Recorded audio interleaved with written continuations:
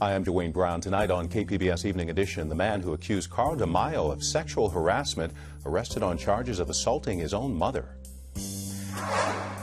And city leaders announce a plan to give old buildings new life as shelters for hundreds of homeless people. Plus, the monetary value of all goods and services in San Diego County is expected to top $200 billion by the end of the year. I'm Peggy Pico with an update on our local economy and why it matters to everyone who lives here. Then, a personal and historical perspective on American gun culture from a man who learned to shoot in kindergarten.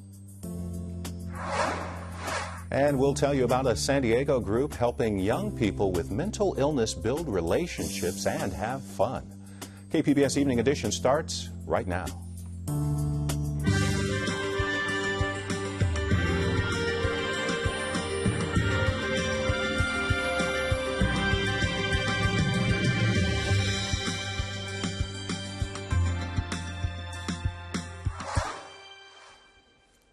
Hi, good evening. Thanks for joining us. A former staffer for Carl DeMaio's Congressional campaign who accused DeMaio of sexual harassment is now facing charges of assaulting his mother. 29-year-old Todd Bosnich is due in court next week. KPBS News editor Laura Wingard has been following this story since the beginning. She joins us from the newsroom. Laura, for those who haven't been following, remind us who Todd Bosnich is. Well, he was a policy director for Carl DeMaio's Congressional campaign, and he was fired in May, either for plagiarism or for telling DeMaio to stop sexually harassing him, depending on whom you ask. Bosnich went public with those accusations against DeMaio in an October interview with CNN, and he's been under the media spotlight ever since. And are these new charges related to what happened with DeMaio? As far as we know, they aren't. But according to the San Diego police, Bosnich got into an argument with his mother on Friday around 7 p.m. During the argument, he allegedly pushed his mother, disabled her phone, and threw a drinking glass at her. Then on Tuesday morning, Bosnich was arrested in connection with the alleged assault. We should note that this incident apparently happened shortly after news reports about Bosnich were published Friday by UT San Diego and NBC San Diego. Those reports showed that since late May, Bosnich had been in touch with the campaign of DeMaio's opponent, Congressman Scott Peters, who was reelected last week. Is Bosnich talking about this latest incident? Not so far. We've tried repeatedly to contact him and his mother, but haven't heard back. DeMaio and Peters also have declined to comment on the arrest. And the district attorney's office won't say anything beyond when Bosnich is due to appear in court. And that'll be next Tuesday on November 18th. KPBS News editor Laura Wingard. A man accused of killing a Fallbrook family has pleaded not guilty. Charles Merritt is being held tonight without bail in San Bernardino County. Prosecutors say he murdered the McStay family at their home and then buried the four bodies in the Mojave Desert. Investigators haven't released a motive. Merritt was a longtime business associate. A federal appeals court is upholding a decision against a gun permit rule in San Diego County. It said a person needed to show a pressing need to get a concealed carry permit. A court called it a violation of the right to bear arms. State Attorney General Kamala Harris tried to intervene. Today's ruling says she cannot. The county has been accepting applications for concealed carry permits, but was waiting for the case to work through the courts before issuing any licenses. SeaWorld says its earnings plunged by 28% last quarter compared to a year ago, and attendance is down by nearly 6%. The marine park has been dealing with negative publicity since the release of a documentary criticizing its treatment of killer whales. For the first time ever, San Diego's regional economy is expected to top $200 billion this year. Peggy Pico has an update on our recovery from the Great Recession. If you've got a business, a job, a home, or just simply live in San Diego County, then knowing the status of our region's economic recovery from the Great Recession can help you. Here with an update on our local economy is my guest, Kelly Cunningham, economist at National University System Institute for Policy Research. And Kelly, welcome back. Thank you. Now, how do you measure a city's economic recovery? Well, there's two ways, essentially. The economic production, which is the GDP, the gross domestic product. It's equivalent to what the nation's gross domestic product or value of economic production, or employment is another way to show it. But in the value of the economy, that's the principal way of saying whether or not our economy is growing or shrinking or are recovered. And just for clear definition, the value of all goods and services in San Diego County, right? That counts as far as this $200 billion mark that we're expected to reach in our economy by the end of the year. And I also understand a new report by Pew Charitable Trust says our region's revenue is 93% of recession levels. Is that good news across all the boards, or are there certain sectors that aren't experiencing the same recovery? Right.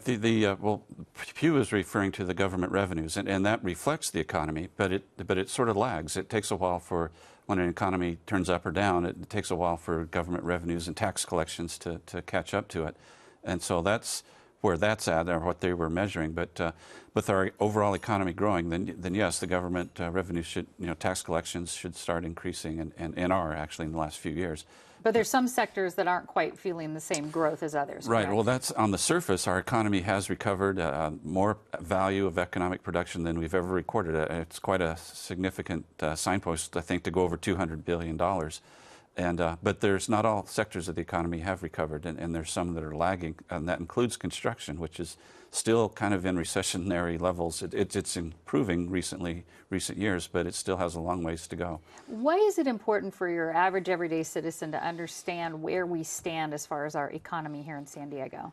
Well, it certainly affects us in our pocketbooks. With the economy growing, then more work is being done, more jobs are being created, and people will be spending more. So it impacts each of us in how that has, either directly or indirectly, through the spending. Now, you've called this the Goldilocks recovery. How come? Well, it was interesting to compare us with other areas, and there are about 380 metropolitan areas across the U.S., and as far as growth, we're the 17th largest economy in the nation as a metropolitan area. But our growth was right in the middle, about halfway, about 171st. And what that means is we're not growing as fast as some places are growing, like Seattle, San Jose, Portland. We're some fast-growing areas that are about our size. But we are growing better than other places, including Phoenix, Miami, that are about our size as well. So is it good to be in the middle? Well, I think, it's not too fast, not too slow.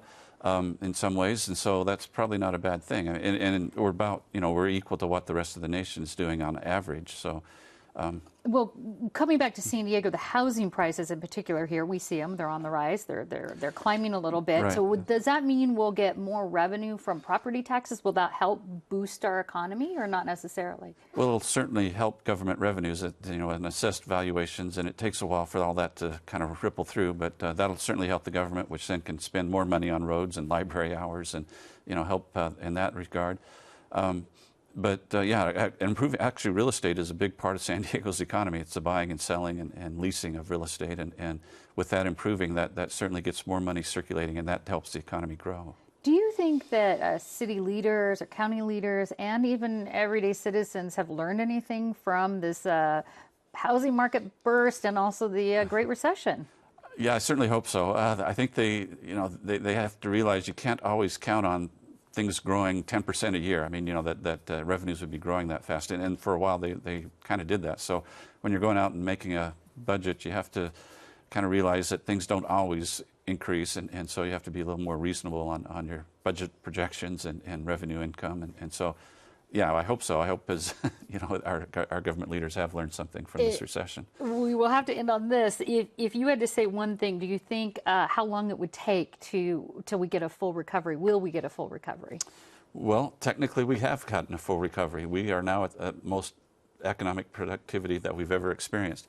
But it is a question: is that going to spread to the entire population? Only certain segments of the economy are increasing, and others aren't. So we need to have more growth for all sectors to kind of grow with that, and right. We are a ways from that. Well, Kelly Cunningham, thanks so much, and we have the full report on our website, kpbs.org. Thanks again. Great, thank you. City of San Diego is getting an infusion of up to $70 million to get people off the streets as quickly as possible when they ask for help. The 3-year plan is designed to house 1,500 people currently living on the streets, in canyons, or inside their cars. More than 2,400 homeless people were counted in late January living without shelter in San Diego by the Regional Task Force on Homelessness. A federal report last month ranked San Diego 5th in the nation among cities with large populations of people sleeping on the streets. It's going to take big and complex efforts to try and solve this problem. City Council President Todd Gloria, surrounded by the mayor and representatives from the private and public sector, talking about a new strategy to set aside 1,500 federal housing vouchers exclusively for homeless individuals and families. This is what we call the Housing First model. It's about providing homeless San Diegans a roof over their heads, and that once they're in that safe space, help them rebuild their lives. The 100-year-old Hotel Churchill on the corner of 9th and C Streets is being renovated with 72 units to serve homeless veterans, former foster youth, and some adults by 2016, while other private housing projects will also provide low-income units. Police Lieutenant Deborah Farrar works with the homeless outreach team. She says everyone benefits from putting people at risk into housing first. Project 25 is a great example of something. These people were causing hundreds of thousands of dollars in ambulance runs, emergency room visits, police interactions, and once they got supportive housing, those costs went down. The new strategies are being coordinated by the San Diego Housing Commission, which is also providing 25 units to temporarily house homeless people. It's all about working together to make a huge difference in people's lives. Funding for the projects will come from a combination of federal and local monies. New numbers tonight in the Imperial Beach mayor's race, and it's still too close to call. Challenger Serge Dedina is now leading by 37 votes over incumbent Mayor Jim Janey. The registrar's office is still counting votes. Countywide, there are about 14,000 still to be counted. Well, the books aren't closed yet on last week's election, but we're already hearing about 2016. Outgoing San Diego Councilman Ed Harris says he will run for the state assembly, vying for the 78th district seat currently held by Toni Atkins. She terms out in 2016. And voters will get more time to turn in their mail-in ballots next year. A new law allows ballots postmarked by Election Day to be accepted up to 3 days later. Currently, ballots must be turned in by Election Day. Advocates for voter reforms say some ballots go uncounted because they are mailed too late.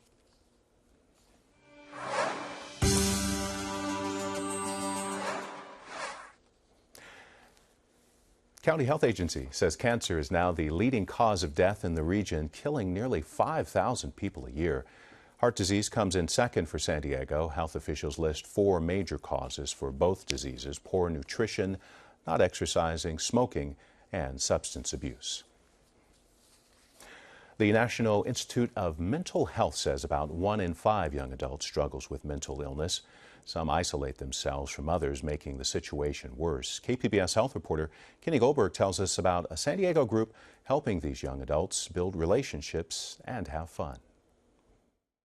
Thank you so much for coming here today to celebrate. Oh, snap! We did it. At the downtown branch of the San Diego Library, a group called Impact Young Adults is celebrating its 10th anniversary. Impact Young Adults, 10 years in the making. Today, San Diego. Tomorrow, world domination. 10 years ago, Ellen Frudakis and Johanna Baker started the organization. They were both struggling with mental illnesses. Frudakis was diagnosed with bipolar disorder when she was 20. She spent a lot of time grappling with it behind closed doors. But I really needed to be able to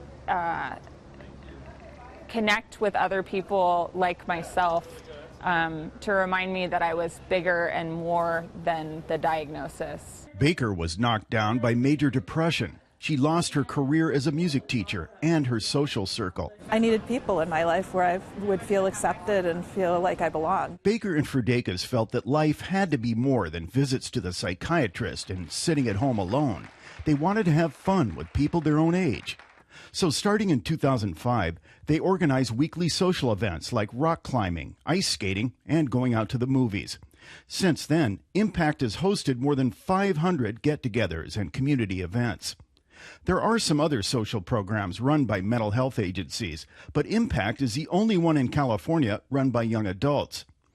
Impact currently has 60 members in San Diego.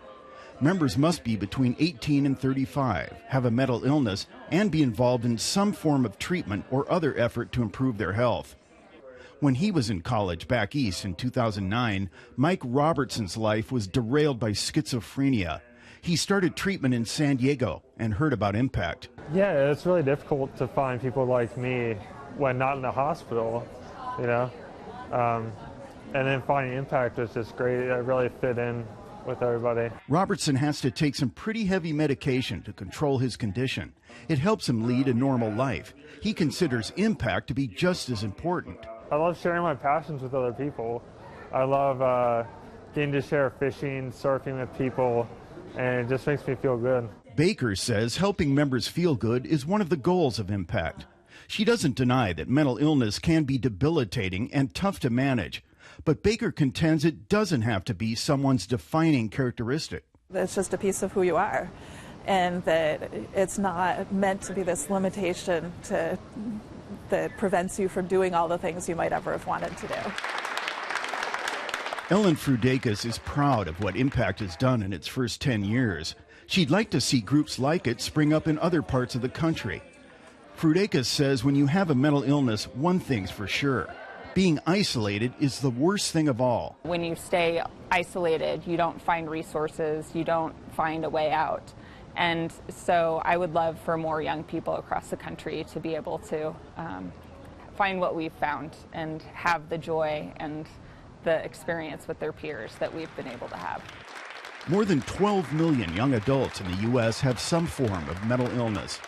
Kenny Goldberg, KPBS News. Video journalist Nick McVicker helped produce that story. We have more about Impact Young Adults online at kpbs.org. San Diego gets a perfect score on a report card for gay and lesbian equality. It comes from the Human Rights Campaign.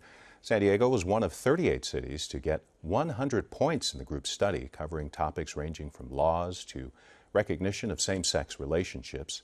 Chula Vista, Escondido, and Oceanside all scored above 50%.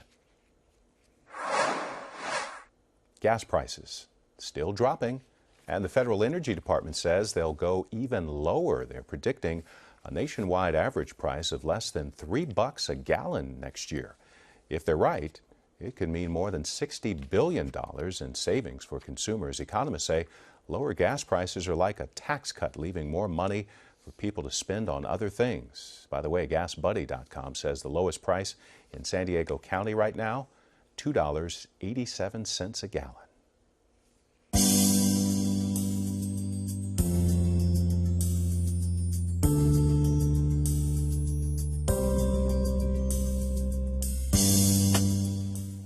An animal rights group is offering a $2,000 reward to find who's been attacking sea lions on San Diego beaches.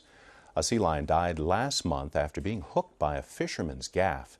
8 sea lions have been shot over the past year. It's against federal law to hurt sea lions. Violators can face heavy fines and jail time. The debate over gun rights in the U.S. is usually a divisive conversation, but a San Diego author who learned to shoot at age 5 tells Peggy Pico it doesn't have to be that way. In his debut memoir, Thunder in the Mountains, A Portrait of American Culture, author Craig Collins reveals a personal and provocative perspective on gun culture and the devastation guns can cause. Craig Collins, author of the book and executive director of the Center for Gun Analytics. Welcome to Evening Edition. Great. Now, I understand, Craig, that you learned to shoot by the age of 5 while you were a kindergartner. And that your family revered guns. So what was that like growing up in a family like that? Well, I'm not sure I learned to shoot when I was 5. I certainly I shot guns when I was very young, but one of my first memories was I was probably 3 or 4, sitting in a duck blind with my dad at 10 below 0. I can remember about the age of 5, traipsing around the hills looking for mule deer with my dad. And so, yes, I went on hunting trips when I was very young. So it was in your family, it was among the culture, and I know in your book you talk about you took gun safety classes, but at the age of 13 you ended up shooting yourself. What happened? Well, I'd taken an NRA gun safety course. It was actually a very good course. I probably didn't pay attention at the right time, but I was in the proverbial middle of nowhere in northeastern Nevada. It was actually my first deer hunt that I actually carried a rifle. My grandfather gave me a .30-30 Winchester, just like the one, if the older viewers can remember, the Chuck Connors TV series, The Rifleman, and it was a lever action, and so I cocked it once, cocked it twice, and cocked it a third time, and my index finger slipped off the trigger guard, and it pinched between, my little sliver of skin pinched between the trigger and the trigger guard. I reflexively went, ow, pulled my finger out, and the second I did that, I said, that's going to hurt. And went through my foot, a .30-30 bullet, traveling about 2,300 miles an hour, 3 times the speed of sound, vaporizes just about everything in its path. And I was at about 8,500 feet on the side of a 10,000-foot peak in very, very rugged terrain in the Jarbidge Wilderness in northeastern Nevada. I was 6 miles from the nearest dirt road. I was 30 miles from the nearest paved road, 50 miles from the nearest phone, and 110 miles from the nearest hospital. It took them about 8 hours to get me to the hospital, and it was hallucination-inducing pain. It was extremely painful. It sounds painful, and we're glad you survived this. Yep. Is this event, though, is this the cornerstone event that kind of changed your perspectives on guns and shooting guns? Well, there's a litany of events, unfortunately, in my life and in kind of American history and culture that contributed to it. There's nothing that will focus your attention more on gun safety than actually shooting yourself and sitting on the mountain for 8 hours. That definitely gets your attention. The other events that happened, I lived in a small town of Winnemucca, Nevada. My dad worked for the Bureau of Land Management. We lived in small towns throughout the West. And it was a town with a population of about 3,000. There were about 300 boys in grades 6 through 12. And during the 3 years I lived there, there was myself and 5 other classmates. All were shot. They were all boys. 3 were killed. 1 was permanently brain damaged. 1 was severely wounded. And then I pretty much got off the easiest with just the foot. But if you were a boy in Winnemucca, you basically had a 1 in 50 chance of getting shot. And I want to come back to the statistics, but first I want to ask you about, you mentioned culture and historical events that contribute to our modern gun culture. You said it here and you also mentioned it in your book. What are some of the key discoveries that you could tell us that actually leads to what one might say the Americans' love of guns? Well, to quote William Faulkner, who said, the past is never dead, it's not even past. And I would say that applies just as aptly to the American West and America's gun culture. There was a confluence of events that occurred that really got the gun culture entrenched in America. America is different than any other developed country in the world in respect to guns. And that happened after the Civil War. The price of guns went down. The technology enabled you to have repeat shooters, revolvers, and the price went down, so everybody had a gun. And there were millions of men and boys, all with guns, after the Civil War, and tens of thousands, maybe hundreds of thousands of them, all went west. You had to have a gun when you went west. There was huge, vast deserts, big mountains, inhospitable people, and you had to bring a gun west. They brought the guns west, the guns stayed, and the gun culture spread from there. It spread from the west onward. Now, you're the executive director of the San Diego nonprofit group Center for Gun Analytics, and this is coming back to the statistics. What does the center do, and what's one of the key findings that you found? Well, I'm not backed by any billionaire philanthropists. I'm not backed by any political lobbies. You know, we basically went through, I do have a background in technology and data analytics. And we went through the gun data that's held by the Centers for Disease Control. The FBI has a violent death gun database, and we went through all that data. And some of the things that really jump out at you are that when you talk about the gun issue in the United States, it's an almost exclusively male-centric problem. 97% of all gun casualties in the United States involve a male as either the shooter or the victim. And when it comes to guns and boys, gunshots are the second leading cause of death among boys, and it outpaces the other 9 leading causes of death combined. So this is a very male-centric problem. And a lot to it, and I hope people have a chance to read your book, or they can also go online at kpbs.org for links on your center. Craig Collins, thank you so much. Great, I'm glad to be here.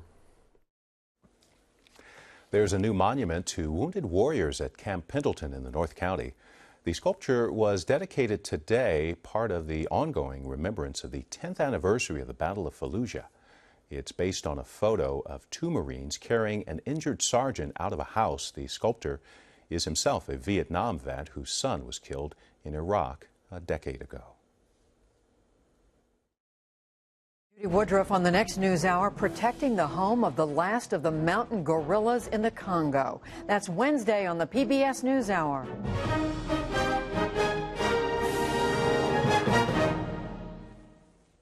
Saw some dark clouds out there. We're looking at night and morning clouds in the forecast. There's even a chance of overnight rain tomorrow. Coastal temperatures mostly in the upper 60s.